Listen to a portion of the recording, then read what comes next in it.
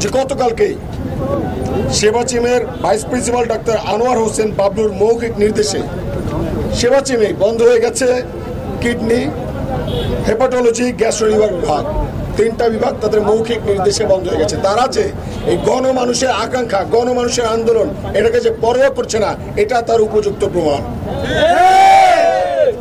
তারা মানুষকে মানুষ মনে করছে না এবং তাদের সিন্ডিকেট অনুযায়ী এইভাবে হয়তো আমাদেরকে চলতে হবে, সেটা হচ্ছে তারা জানান দিয়েছেন। এবং আপনারা দেখেছেন এই বরিশালে অনেক অবৈধ ডায়াগনস্টিক সেন্টার আছে, অনেক অবৈধ অনুমোদনহীন লাইসেন্সহীন প্রতিষ্ঠান আছে, যারা টেস্টের নামে আদৌ হচ্ছে টেস্ট না করে তারা বালতিতে ফেলে রাখে, ওইটাকে বলে বালতি টেস্ট। সেই বালতি টেস্ট করে মানুষকে হচ্ছে সঠিক তথ্য না দিয়ে, মানুষকে ভুল ভাল রিপোর্ট দিয়ে মানুষের ক্ষতি করে যাচ্ছে। প্রশাসন কি চাইলে পারতো না? তারা যদি হচ্ছে আমাদের প্রতি সদয় হতো, বরিশালবাসীর প্রতি সদয় হতো, বাংলাদেশের মানুষের প্রতি সম্মান দিয়ে তারা চাইলে পারতো হয়তো এই অবৈধ ডায়াগনস্টিক সেন্টারগুলোকে উৎখাত করতে। তারা কি পারতো না? পারতো, কিন্তু তারা সেটা করে নাই। আমরা তাদেরকে বলছি যে আপনারা যদি মনে করেন যে আপনারা জনগণের পক্ষে, জনগণের জন্য কাজ করবেন, আপনাদেরকে আমরা সময় দিচ্ছি। আপনারা অতি দ্রুত আমাদের আন্দোলন চলাকালীন সময় রেড দেন হাসপাতালগুলোতে, ক্লিনিকগুলোতে, ডায়াগনস্টিক সেন্টারগুলোতে, যেখানে লাইসেন্স নেই আপনারা সেখানে যান, যেখানে নার্সদের লাইসেন্স নেই সেখানে আপনারা যান। কোন ডাক্তার কি চিকিৎসা দিচ্ছে আপনারা এটা খোঁজ খবর নেন, তারপর হচ্ছে আপনারা সিদ্ধান্ত নেন তারা এখানে চিকিৎসা দেবে কি দেবে না, তারা এখানে প্রতিষ্ঠান খোলা রাখবে কি রাখবে না, তারা সেই ডায়াগনস্টিক সেন্টার, অনুমোদনহীন ডায়াগনস্টিক সেন্টারগুলো বন্ধ হবে কিনা, এগুলো যদি করেন অন্তত জনগণের কিছুটা রোশনাল থেকে আপনারা হয়তো বেঁচে যাবেন। আমরা মনে করছি আপনাদেরকে বলবো, আপনারা জনগণের সেবক, আপনারা জনগণের সেবা করেন, এই অনুমোদনহীন ডায়াগনস্টিক সেন্টারগুলো বন্ধ করার জন্য আপনার প্রচেষ্টা চালান। আমাদের আন্দোলন বন্ধ করার জন্য প্রচেষ্টা করে কোনো লাভ নাই, কারণ আন্দোলন বন্ধ হবে না। পুলিশ দিয়ে আন্দোলন বন্ধ হবে না, সেনা দিয়ে আন্দোলন বন্ধ হবে না। সিন্ডিকেটের মাফিয়াদের হুঁশিয়ারি দিয়ে বলে দিতে চাই, ভয় দেখিয়ে হামলা মামলা করে আন্দোলন বন্ধ করা যাবে না। সেনা দিয়ে আন্দোলন বন্ধ করা যাবে না, ভয় দেখিয়ে আন্দোলন বন্ধ করা যাবে না। আমরা এই গতকালকের যে ঘটনা সম্পূর্ণ বিবেচনা করে যা বুঝলাম, হয়তো রাষ্ট্র ভয় পাচ্ছে এই সিন্ডিকেট মাফিয়া চক্রদেরকে। রাষ্ট্র বা স্বাস্থ্য উপদেষ্টা আসলে কি মাফিয়া চক্রকে ভয় পাচ্ছে, এটা আমাদের জানার বিষয়।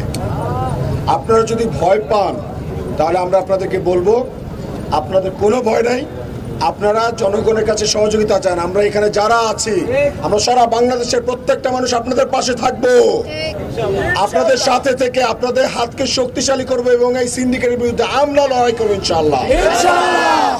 আপনারা স্টেপ নেন। আমরা বলছি, স্বাস্থ্য উপদেষ্টাকে বিনয়ের সাথে বলছি যে ভয় পাওয়ার কোনো কারণ নেই, আমরা সবাই এক।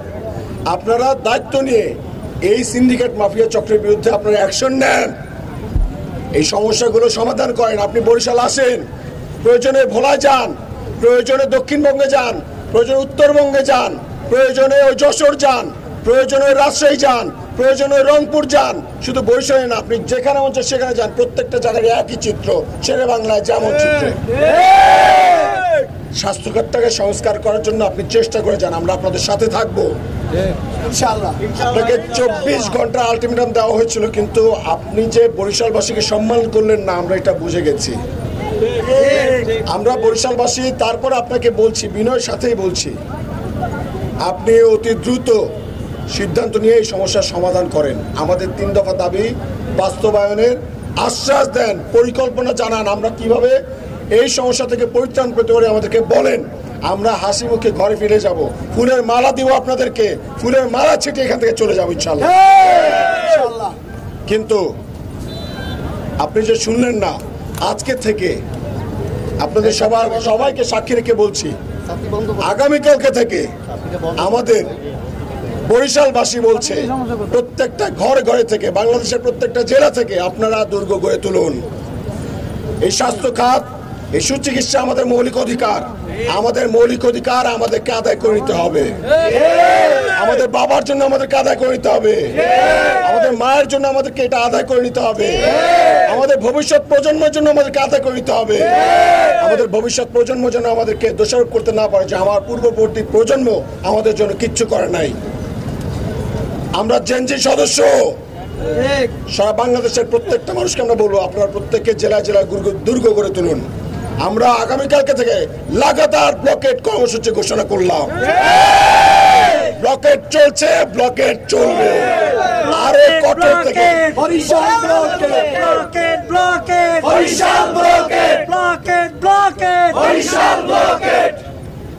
লাগাতার কর্মসূচি চলবে, লাগাতার ব্লকেট কর্মসূচি চলবে। সারা বাংলাদেশের সকল মানুষকে আমরা আহ্বান জানাচ্ছি, আপনাদের ভাইয়েরা আপনাদের জন্য লড়াই নেমেছে, আপনাদের ভাইয়েরা মার খাচ্ছে, আর্মি তাদের লাঠিচার্জ করছে। আপনাদের প্রত্যেকের উচিত নিজ নিজ জায়গা থেকে এই সমস্যার সমাধানের জন্য রাজপথে নেমে আসা। এবং মনে রাখতে হবে আমরা যদি কোনোভাবে হেরে যাই তাহলে মনে রাখতে হবে আমরা জাতি হিসেবে পঙ্গু হয়ে গেছি, সারা জীবন আয়নার সামনে নিজের চোখে চোখে কি হয়তো তাকাতে পারবেন না। তাই এখনই সময় রাজপথে নামুন। আমরা প্রত্যেকে রাজপথে নেমে এসেছি। আজকে 15টা দিন রোদ ঝড় বৃষ্টি উপেক্ষা করে রাজপথে আছি। আপনাদের প্রত্যেকে বলছি আপনারা যখন থেকে সারা বাংলাদেশের মানুষ একসাথে নেমে যাবেন তখনই আমরা বুঝে নেব যে সারা বাংলাদেশের মানুষ এক হয়ে গেছে এবং সিন্ডিকেট মাফিয়া চক্র আমাদেরকে ভয় পেতে শুরু করবে ইনশাআল্লাহ। এবং পরিশেষে আপনাদের সবাইকে বলতে চাই আমরা এখন বরিশালবাসীকে আহ্বান জানাবো যে আগামীকালকে থেকে প্রত্যেকটি স্কুল কলেজ হাসপাতাল যে যেখানে আছেন সকলে বাসার চাচি চাচা মা বোনেরা খালারা ভাইয়েরা বাবারা চাচারা সবাই মিলে আপনারা আপনাদের সন্তানদের নিরাপত্তার জন্য হলেও ভবিষ্যতের কথা ভেবে হলেও আসেন আমরা একসাথে রাজপথে নেমে দাঁড়াই। এবং সারা বাংলাদেশের মানুষকে বলবো আপনারাও আমাদের সাথে রাজপথে এসে না দাঁড়ান। এবং আমরা বিশ্বাস রাখি সারা বাংলাদেশের মানুষ যখন এক হয়ে যাবে আমরা আমাদের মৌলিক অধিকার নিশ্চিত করেই ছাড়বো ইনশাআল্লাহ। আমরা আমাদের মৌলিক অধিকার সুচিকিৎসা নিশ্চিত করেই ছাড়বো ইনশাআল্লাহ। আল্লাহকে সংগ্রাম চলছে চলবে, আমাদের সংগ্রাম চলছে চলবে, আমাদের লড়াই চলছে চলবে। আপনাদের যদি কোনো প্রশ্ন থাকে সাংবাদিক ভাইরা, হচ্ছে যে আপনারা 24 ঘন্টার আলটিমেটাম দিয়েছিলেন, আজকে বিকাল 4টায় 24 ঘন্টার আলটিমেটাম দিতে চলে। যে আপনি একটা কথা বলেন শেষে চুম্বক বিষয়টা বললেন, এই বিষয়টা একটু স্পষ্ট করে বললেন যে 24 ঘন্টার পরে আপনারা কি ঘোষণাটা দিলেন এটা আরেকবার একটু বলেন সুস্পষ্টভাবে। বা কঠোর কোনো কর্মসূচি আছে কিনা এরপরে আরেকটু যুক্ত করে নিচ্ছি আর সুনির্দিষ্টভাবে বলবেন যে আপনার উপরে যে হামলাটা হয়েছে আপনি এখানে বলছেন ভাই এটা বলুক না, এটা বলুক করে দিয়ে না, এটা বলুক ভাই, এটা বলুক ভাই, ভাই না একসাথে ওইটা আগে বলুক। আলটিমেটাম শেষ হয়েছে, আলটিমেটাম পরে আলটিমেটাম তো একটা চরম জায়গা, সেই চরম জায়গার পরে কি ঘোষণা করলেন এবং জনভোগান্তি ভাই একজনের ইঞ্জিনিয়ার বলছে ভাই আসলে লাগে না ভাই। আমরা জানান দিলাম আমরা বরিশালবাসী হামলা মামলা খেয়েও সব কিছু উপেক্ষা করেও আমরা রাজপথে নেমে যাব। রাজপথে আছি, রাজপথে থাকবো এবং আগামীকালকে থেকে যতটুকু শিথিলতা ছিল বরিশাল ব্লকেটে ততটুকু শিথিলতা আর থাকবে না। সারা বরিশাল এবং ঢাকা থেকে বরিশালের সাথে সকল রকম যোগাযোগ বন্ধ হয়ে যাবে ইনশাআল্লাহ। আমরা বলছি যে আপনাদেরকে আরও সময় দিচ্ছি, আপনারা সময় নেন। আমরা আপনাদের সাথে আপনাদের হাতকে আরও শক্তিশালী করতে চাই। আপনারা সিন্ডিকেটগুলো ভেঙে দেন, মাফিয়াগুলো ভেঙে দেন, আর আপনারা যদি না পারেন আমাদেরকে বলেন, আমরা সবাই মিলে একসাথে সেগুলো নির্মূল করবো ইনশাআল্লাহ। যদি এরকমটা হয় যে আপনারা কোনোভাবে ভ্রুক্ষেপ দিচ্ছেন না, জনগণের সাথে শুধুমাত্র দুষ্টুমি করছেন, জনগণকে উপেক্ষা করছেন, অবহেলা করছেন, শেখ হাসিনার মতো জনগণকে তুচ্ছ ভাবছেন, তাহলে মনে রাখতে হবে নেক্সট ডে থেকে হয়তোবা সারা বাংলাদেশকে আমরা অচল করার ঘোষণা দিব এবং সারা বাংলাদেশ মানুষ আমাদের সাথে রাস্তায় নেমে আসবে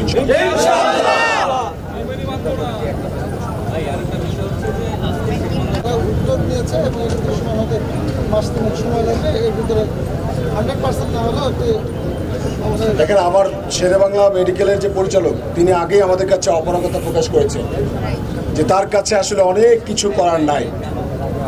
যদি হচ্ছে তার কাছে কিছু করার থাকতো সে আগে আমাদেরকে বলতো, তাহলে আমাদের কাছে অপারগতা প্রকাশ করতো না। তিনি আমাদের কনসার্নের বিষয় না, আমাদের কনসার্নের বিষয়ে আমাদের যে 3 দফা এটা আমরা জানি যে তার দ্বারা এই 3 দফা বাস্তবায়ন করা পসিবল না। সে শেরেবাংলা মেডিকেলের পরিচালক। আমরা চাচ্ছি সারা বাংলাদেশের সকল সরকারি হাসপাতালগুলো সমস্যাগুলো সমাধান হোক। আমরা চাচ্ছি স্বাস্থ্য খাতের সংস্কার হোক। আমাদের সমস্যা সমাধান করতে হবে স্বাস্থ্য প্রতিষ্ঠান নিজের, স্বাস্থ্য মন্ত্রণালয় করতে হবে। তো তা সে কি বললো না বললো এগুলো এখন আমাদের কনসার্নের বিষয় না। আমাদের ফোকাসের জায়গায় আমরা অটল থাকবো। আমাদের সমস্যার সমাধান করতে হবে স্বাস্থ্য প্রতিষ্ঠান নিজের।